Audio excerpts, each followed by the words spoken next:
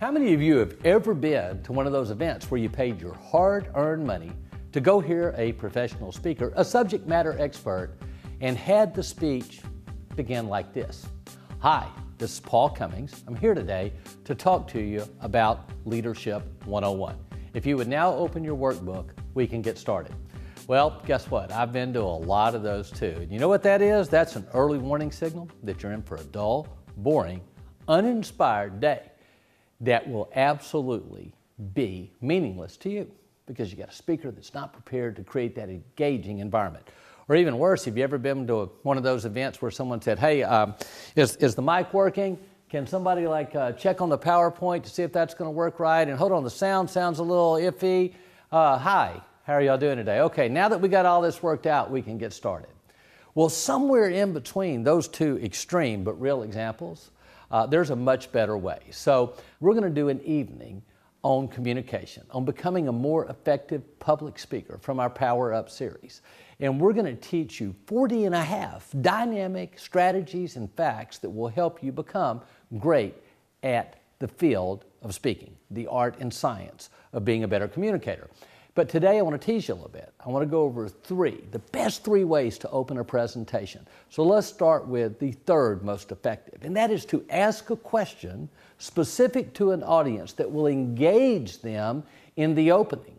So knowing that audience and understanding a question you can ask that will get them engaged is a great way to open a presentation.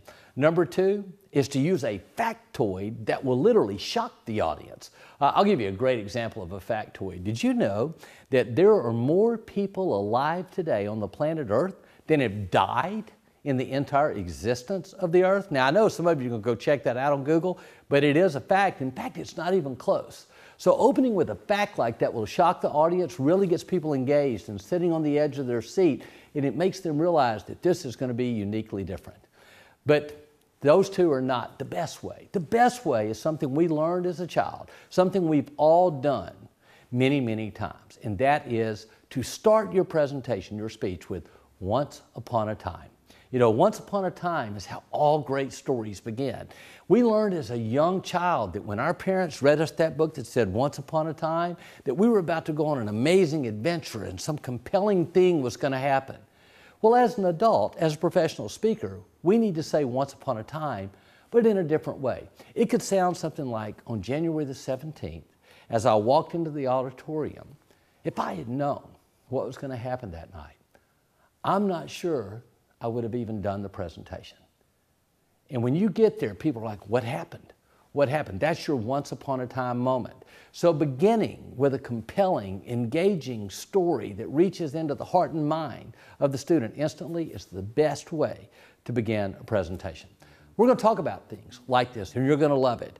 These are just a few of the things that we're going to cover. Something else I'll leave you with is that Malcolm Gladwell said something really, really important about becoming a subject matter expert. To become world class, it takes 10,000 hours of proper practice, 10,000 hours.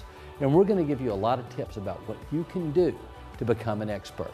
You know, as a speaker, that means that you've got to be speaking 8 hours a day for 5 years to hit that 10,000 hour mark. But what if it took you 10 years? You could still get it accomplished, or 20. You could do it.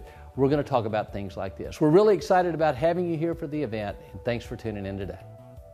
I would say if you take time and just listen to what he's saying, that I think you can come away with a world of joy, happiness. I think he's got a lot of spirit about him. I think that it's important to feel good about yourself, and he makes you feel good about yourself. Well, the first 30 seconds, I was ready to walk out, exactly how Paul was describing it, because I was like, I've heard it before, or I saw it before. And probably the part that caught me the most and still resonate is the thirst for knowledge. Once you stop learning, you become stagnant. And I haven't felt this way probably in 20 years. I would say you'll have a great time. I have heard him speak to an auditorium full of 1,800 students and then in an intimate environment like this tonight. And you will always be not only entertained and enjoy the time, but you'll leave with takeaways and wisdom that you didn't have before. Well, I think he's great. This is my first experience with him, and he was so full of passion and excitement. And what I loved is that he was willing to share that with us, how to get that, how to be like that. And I loved that he talked about heart, like being pure, and really connecting with people from an authentic, point. And sometimes in this industry, you don't get that, and with him, you get it. And I love that about him. I would highly recommend taking that and letting the masses hear Paul, because each person and the demographics in that room was so invigorating that you have different experiences and you get different things you take from it.